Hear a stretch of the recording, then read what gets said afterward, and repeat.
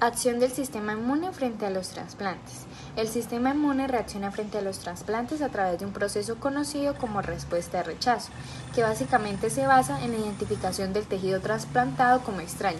Esto ocurre porque las células del sistema inmune reconocen las moléculas en la superficie de las células del inyector llamadas antígenos de histocompatibilidad. Principalmente son las proteínas del complejo mayor de histocompatibilidad. Estas moléculas van a variar de persona a persona y permiten que el sistema inmune pueda distinguir entre lo propio y lo ajeno. Cuando se realiza un trasplante, los linfocitos T del receptor pueden detectar estas diferencias antigénicas y activar una respuesta inmune. Dependiendo del tiempo y la forma en que se desarrolla, este se puede clasificar en 3 tipos principales. Primero tenemos el rechazo hiperagudo, que ocurre de minutos a horas después del trasplante y es mediado por anticuerpos preexistentes en el receptor que van a atacar a este tejido injertado, provocando una rápida destrucción del órgano. Como segundo tenemos el rechazo agudo, que se desarrolla de días a semanas después del trasplante y es mediado principalmente por linfocitos T, que reconocen y atacan el tejido y lo reconocen como extraño, causando daño celular e inflamación. Y tercero tenemos el rechazo crónico, que se produce de meses a años después del trasplante y se caracteriza por una respuesta inmune prolongada y de bajo daño, que daña los vasos sanguíneos y el tejido injertado, lo que finalmente lleva a una disfunción progresiva del órgano trasplantado. Bueno, ahora tenemos la presentación del caso clínico. El caso clínico trata de un paciente que estaba cursando por una enfermedad renal crónica. Él dependía del procedimiento de diálisis desde hace al menos 10 meses. Él tenía una fístula arteriovenosa que ayuda a la realización o facilita el procedimiento de diálisis. El paciente presentaba un volumen de orina inferior a 400 mililitros por día, considerándose que estaba cursando una oliguria, teniendo en cuenta que el volumen normal de orina es de 800 a 2000 mililitros por día. El diagnóstico de paciente pues era enfermedad renal crónica en etapa 5, o sea, en etapa terminal. Él fue ingresado al hospital y en el hospital se le realizaron diferentes pruebas como exámenes de sangre, pruebas de función hepática, pruebas de función renal y también pruebas de imagen. Al analizar los resultados y el perfil del paciente, se pudo llegar a concluir que estaba cursando una enfermedad renal crónica, esto debido a una sospecha de glomerulonefritis crónica.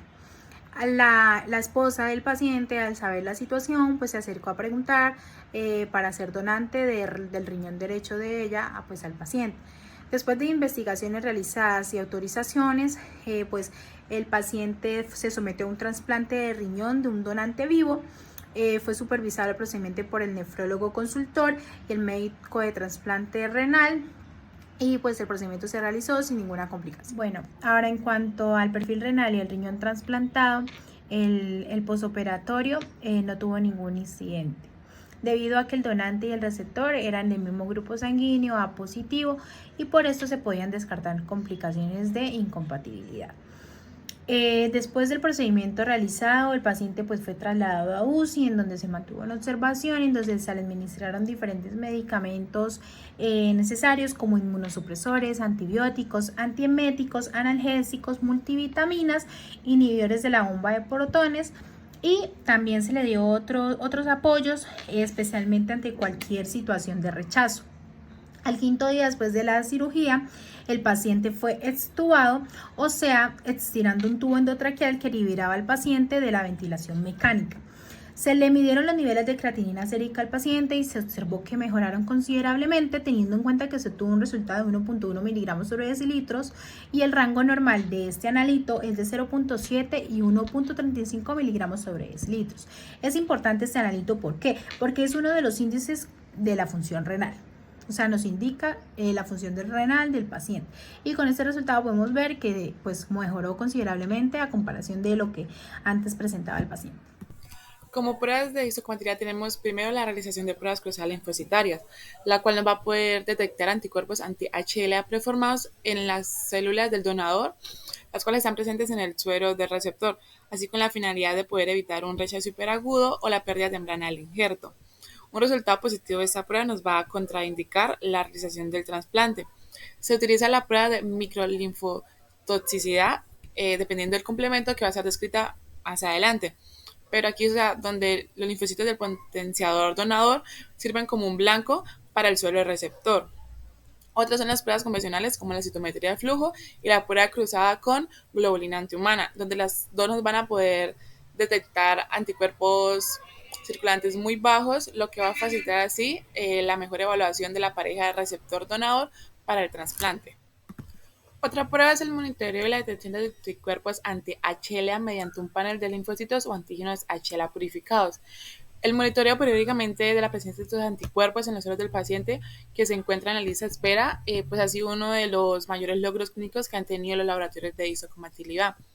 La información obtenida aquí pues sirve como para conocer el grado de aloinmunización humoral y se va a expresar en el porcentaje de PRA, siendo el 100% el máximo. También esa prueba pues va a ayudar a permitir a conocer la especificidad de los anticuerpos formados y esa información ayuda a correlacionar con la precisión si existe o no la incompatibilidad del receptor con el potencial del donador del estudio y pues así la posibilidad de poder desarrollar algún tipo de rechazo. También es una herramienta muy útil para la selección de donadores en pacientes altamente sensibilizados. Bueno, las pruebas de histocompatibilidad, antes de proceder a realizar un trasplante, debe valorarse la compatibilidad antigénica entre el receptor y el donante con la finalidad de optimizar la supervivencia del injerto y así minimizar posibles reacciones inmunológicas. De principio tenemos la determinación del grupo sanguíneo ABO-RH, el cual los antígenos de los grupos eritrocitarios humanos ABO son antígenos potentes en los trasplantes de órganos y tejidos, debido a que los seres humanos presentan de manera natural anticuerpos contra los antígenos del sistema mencionado. Su importancia estriba en que estén presentes en los endotelios vasculares de diversos órganos. Si se trasplanta un órgano a un individuo ABO incompatible, los anticuerpos naturales llamados isoaglutininas anti-A y o anti-B del receptor producen una lesión tisular en el órgano trasplantado, lo que conduce pues al rechazo.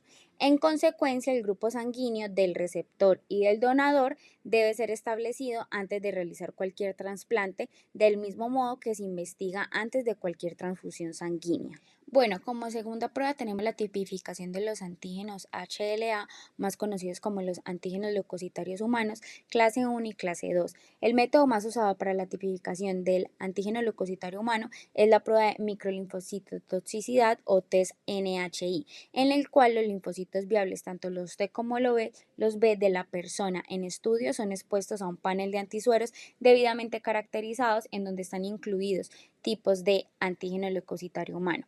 Ha quedado perfectamente establecido el efecto benéfico que se alcanza cuando el genotipo HLA entre el receptor y el donador son idénticos, o sea, dos halotipos. Este beneficio se traduce a un aumento de la sobrevida del injerto, disminución de episodios de rechazo, así como la reducción de la cantidad de fármacos inmunosupresores.